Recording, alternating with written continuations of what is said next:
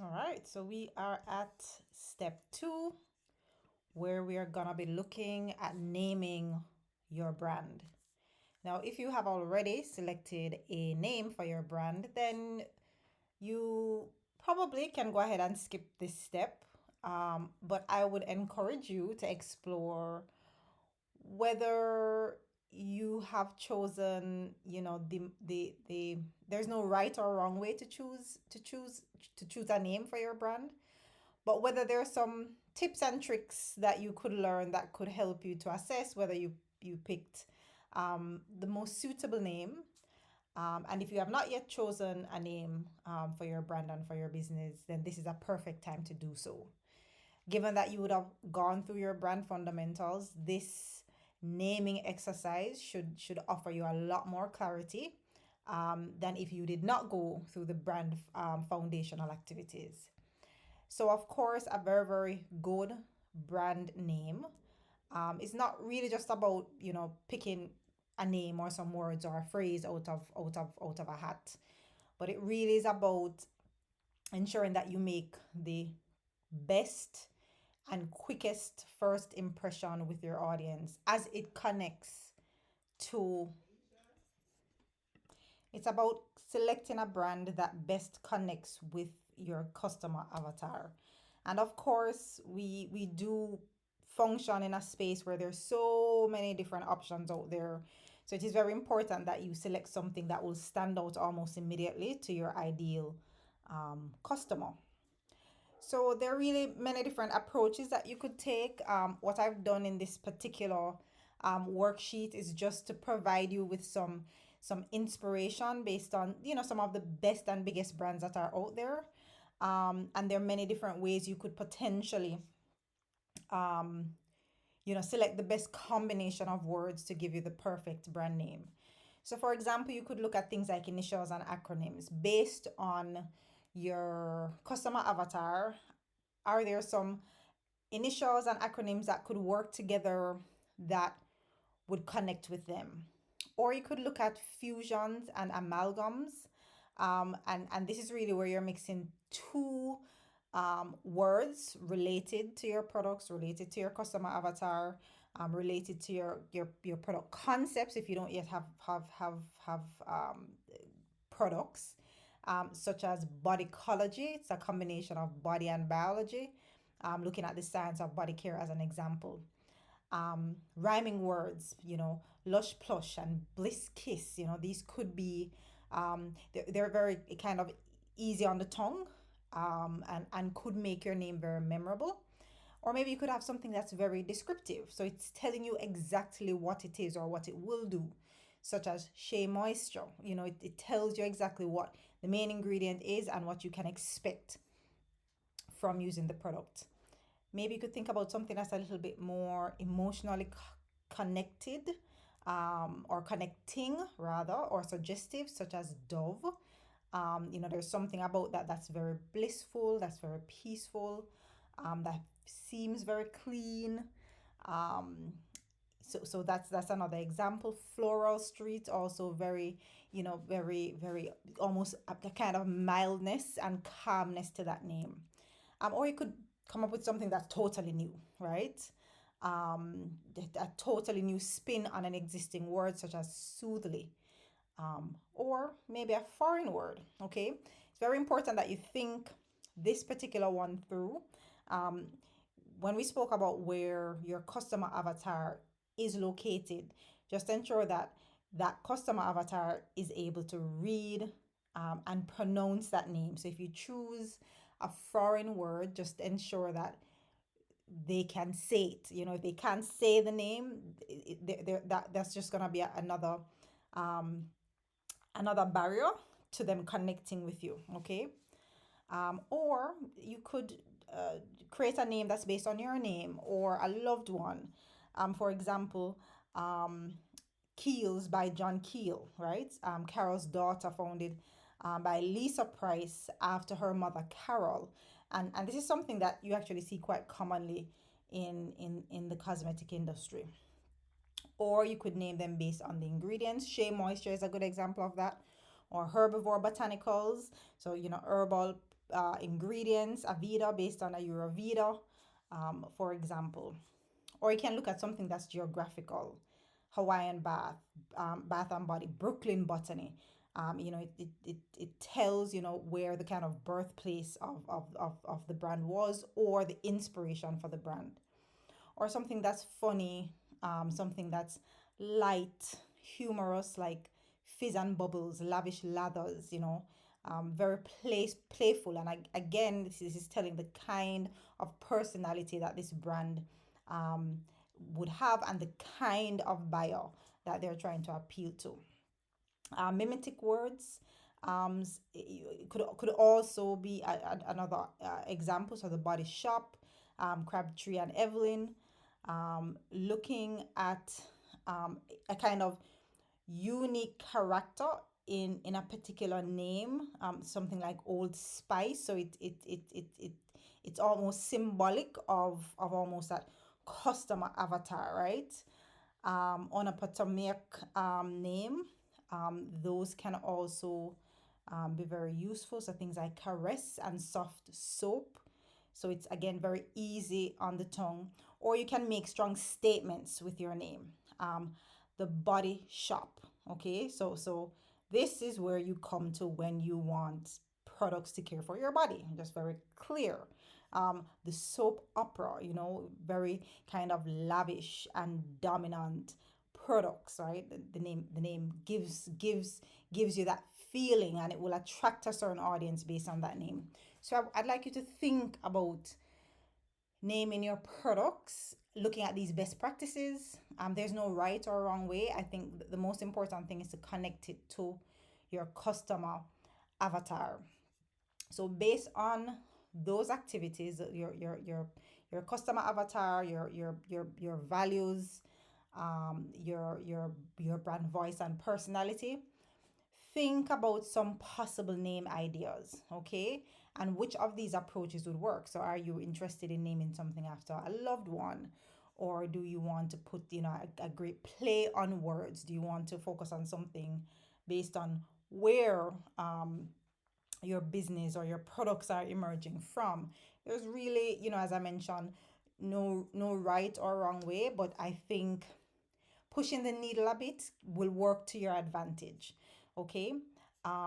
Once you've come up with some name ideas, then we all go through this at some point. We come up with a few ideas, and then, oh my god, somebody already has the domain in my space. Somebody may have the domain, but if they're selling apps, or if they're selling planners, it may not be relevant, right, to what you're doing. So you may have limited competition, but it's something to bear in mind. Is a domain available? Is a social handles available? Trademarks is also a very, very important component as well. Now, depending on where you are launching, it is very important that you're not infringing on any existing trademarks for that particular name. And in our global world, even though you may launch in a particular area, the intention is that one day you will be able to expand, to export to other parts of the world. And depending on those specific markets of interest, you may also need to look at whether there are trademarks for those particular names in those regions. There are several categories or classes that exist. In our case, we're looking at class 3, and I'll show you how you could do a quick trademark search through the World Intellectual Property Office online. And then, is it an existing brand? So if it's an existing beauty brand, it may not be worth your while to pick it. Again, if it's the same brand name or a similar brand name, but selling totally different products and services, that might be okay. But if they're selling bath and beauty products, it would not be the best idea. And using those from your shortlist should help you to narrow down to a specific brand name. So I've included a prompt that you could think about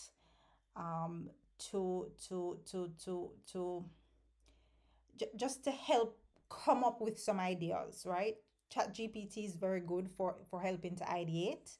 But ultimately, you have to put your knowledge of what you understand about your space and your customers and your brand values into that. But I'm going to go ahead and try this out, and let's see what ChatGPT comes up with.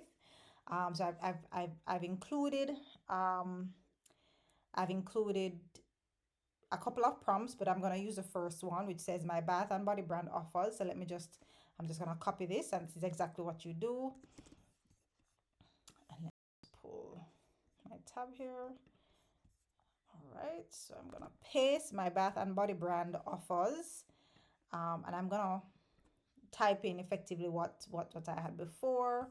So my bath, let's see if we can use exactly.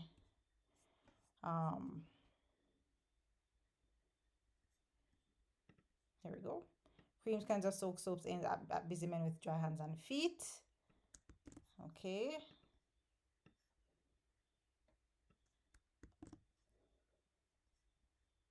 Aimed at busy men. Okay. Designed for specific customer needs. So I'm just gonna delete all of that. I would like to name my brand using the product naming approaches below. Okay. So what I'm gonna do, I'm going to just I would like to name my brand using the brand naming approaches below. And what I'm gonna do, I'm just gonna copy a few of them from the document, and I'll put them below.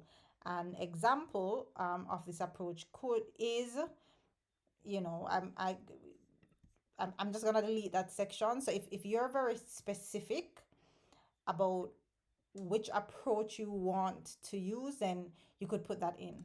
Right now, I won't be too terribly specific. I'll just go in and I'll just cut, I'll just take out,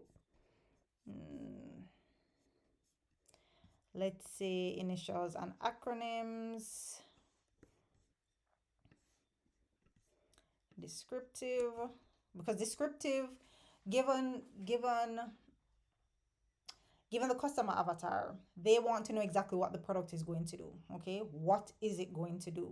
So I would say maybe descriptive is probably, so remember, they don't want any fluff. They want to look at the packaging and know exactly what it is that this product is going to do. So descriptive might be a very good one to pick. Let's use a completely new word. Let's use ingredients. Let's use characterization, and let's use statements, because I think all of these, I could see some options may emerge that would give names that are very direct, very direct, and speaks to the solution that we know or Joe is trying to get. So I'm just gonna say, here are the naming approaches. Okay, and let's see what ChatGPT gives us.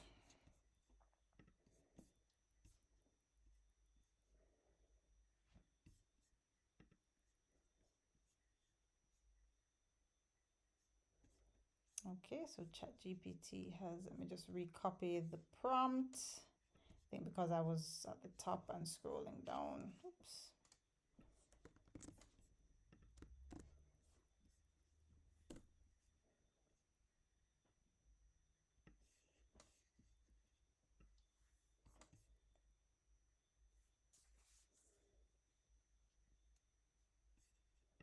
Okay, so these are the options that ChatGPT has given. Rough to refined, daily restore. So daily restore, I don't like too much. I think it's a little bit too broad. It could relate to so many things, so many different types of products. Rough to refined, I kind of don't like. Sounds a little too, almost too critical. That's just me personally. Manasol, I don't mind too much. Sounds a little bit more medical than I'd like, but I don't mind that too much. Heel tone, I don't mind. Eucalyptus edge could be. I definitely like the term edge because it's very masculine and very modern. Oak and ointment. I don't mind oak. Ointment is too uh it's too along the line of treatment therapeutic. And that's not what I'm trying to go for, hypothetically. The Skin Smith, I love. Okay, that name I love. The Skin Smith, I love. To me, it speaks to, the craftsmanship, um, kind of space, and it's masculine but not too masculine. I also like Iron Palm. In fact, I almost feel like Iron Palm could there could be some other swings to that word or versions of that terminology that I believe could work. Built for rough hands and feet, I don't mind. Um, it also seems a little bit more critical than I'd like, but I don't mind built for rough hands and feet. I feel it's just very direct and very, I can see, this at a construction conference, right? I can see that kind of brand being very prominent and easy to connect with. Comfort starts here. Like Daily Restore to me is a little bit too broad. Um, I'd say of all of them, I like the Skinsmith. That's probably the one I like the most because it's almost like working on your skin. The way Joe is working on his craft, working on his business, working on taking care of his family. I like the Skinsmith. I like that one. So let's just use that one as an example. I would recommend again having some options, not sticking to one because you may go in and the domain is not available. Um, so let's go through. So let's just say the Skinsmith is one option. We're gonna check if the domain is available. Okay, the skinsmith.com.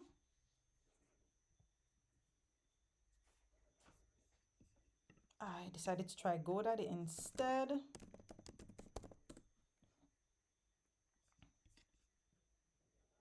The domain is available, at least .co is available.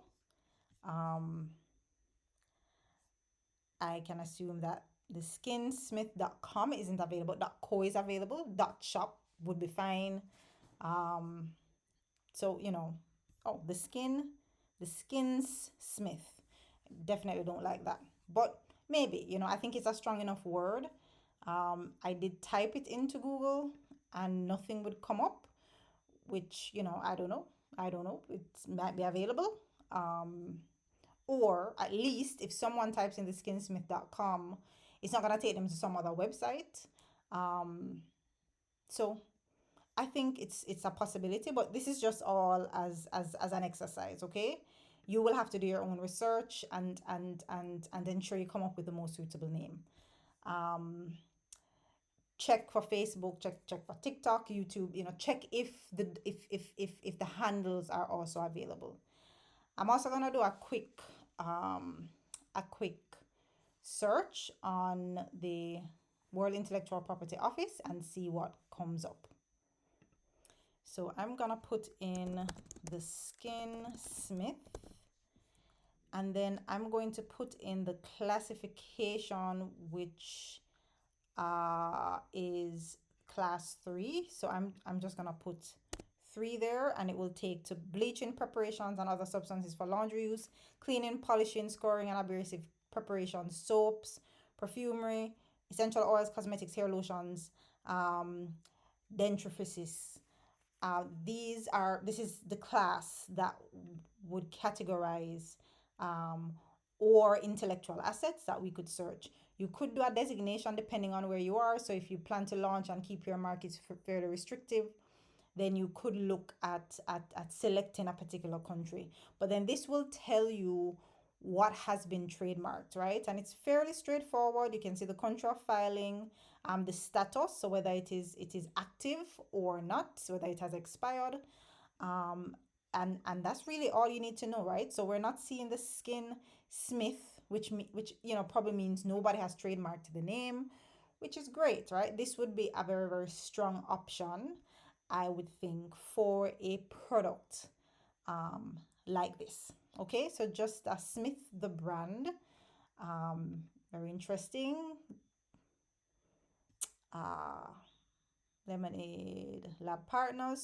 So I'd almost like to guess that potentially this is a kind of very similar, kind of very solutions driven type of brand maybe. Okay, but I'd say this is a good look. And I'm not a lawyer, but I would strongly recommend, that if you are not certain, please to go ahead and consult with a lawyer. But this is just a tool that is available to you. So, that being said, you should be able to quickly come up with a brand name that not only connects well with your audience and with your brand identity, but also is available as an intellectual asset, meaning that you position yourself as a competitive brand by using something that has not been trademarked, it doesn't already exist as a bath and beauty brand, and also to ensure that you can have your own, unique marketplace, online. So, whether through social media or through websites. This particular tool again is available, for you to purchase and download should you need it, either as a standalone, or it is available in the Brands That Sell bundle. And we look forward to running through the nice design section, which is your brand board. See you soon.